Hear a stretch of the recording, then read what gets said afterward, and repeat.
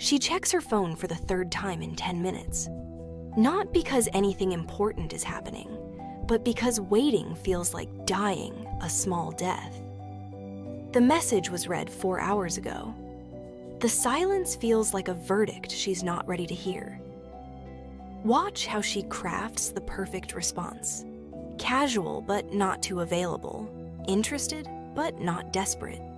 How she deletes and rewrites the same text message until it strikes the impossible balance between caring and careless. How she studies response times like a code she needs to crack. There's a woman who used to exist before all this calculation. One who spoke when she had something to say, who reached out when she felt moved to connect, who didn't measure her worth by how quickly others responded to her presence. But somewhere along the way, she learned that wanting anything directly was dangerous. That desire makes you vulnerable, that the person who cares less holds all the power. So she began the exhausting dance of pretending not to need what she actually needs, pursuing while appearing to be still. The woman who chases is often running from her own power, the kind that doesn't need to be proven or performed, the kind that simply is. What happens when the chasing stops? When presence becomes more magnetic than pursuit?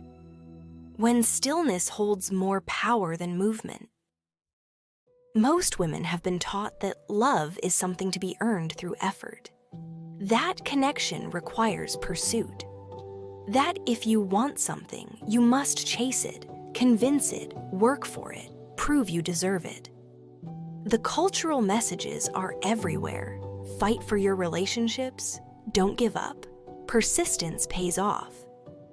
But here's what happens when chasing becomes the default mode. Authentic desire gets confused with desperate pursuit. Natural attraction gets buried under strategy and technique. The organic flow of connection gets replaced by the exhausting choreography of appearing valuable while secretly feeling empty. The woman who chases is often chasing her own displaced worth.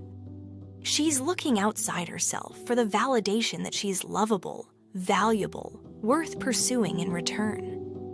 Each text message becomes a referendum on her desirability. Each delayed response feels like evidence of her inadequacy. This creates a particular kind of anxiety, the constant monitoring of other people's interest levels, the mental spreadsheet of who initiated last, who responded first, who seems more invested. Connection becomes a game where caring too much is losing, but not caring enough means loneliness. But there's something that shifts everything about how attraction works. Something about magnetic presence that most women never discover. If this constant calculation of interest feels exhausting, if performing availability while hiding need feels impossible, what comes next changes the entire game. The woman who chases has forgotten something essential. Attraction isn't created through pursuit. It's revealed through presence. Real magnetic energy doesn't come from trying to be desirable. It comes from being so genuinely connected to your own life that others are naturally drawn into that aliveness. Most women who chase are actually running from their own power. They've been taught that their natural desires are too much, their needs too inconvenient, their wants too selfish. So they learn to hide authentic longing behind careful strategy, to pursue indirectly, to want sideways. But here's the cost. When you're constantly chasing, you're always in the position of proving your worth rather than simply embodying it. You're trying to convince someone of your value instead of trusting that the right people will recognize it naturally. You're performing desirability instead of actually being magnetic. The woman who attracts operates from a completely different foundation. She's not trying to get anything from others because she's not missing anything essential within herself. She's not seeking validation because she's already validated by her own life, her own interests, her own sense of purpose. This doesn't mean she doesn't want connection. It means she wants it from fullness rather than emptiness. She's drawn to people who enhance her already satisfying life rather than people who might complete her incomplete one. She's interested in mutual appreciation rather than one-sided pursuit. When someone is genuinely content with their own company, genuinely engaged with their own life, genuinely connected to their own sense of purpose, something magnetic happens. They stop giving off the energy of need.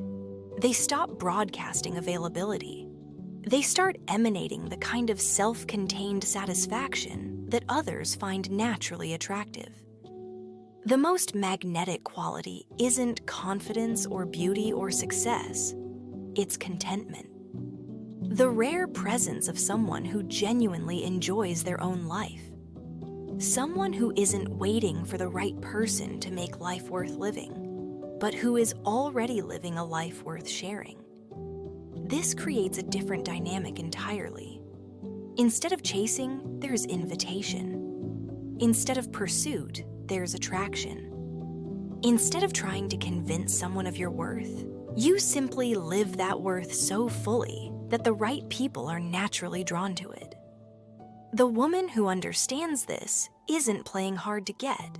She's genuinely engaged with getting her own life. She's not withholding availability. She's simply not available for dynamics that require her to diminish herself to maintain someone else's interest. The woman who attracts isn't trying to be magnetic. She's so genuinely engaged with her own life that magnetism becomes inevitable. The shift happens when internal satisfaction becomes more interesting than external validation. When the life you're building feels more compelling than the relationships you're trying to build. When solitude stops feeling like a problem to be solved and starts feeling like a foundation to be cherished. It's not about becoming unavailable or playing games. It's about becoming so genuinely engaged with your own existence that you naturally attract people who appreciate that engagement rather than people who want to interrupt it. The woman who operates from this place moves differently through relationships. She doesn't pursue or withdraw strategically. She responds authentically. She doesn't manage her availability to create attraction. She shares her genuine availability when it feels right. She doesn't perform disinterest. She simply has other interests.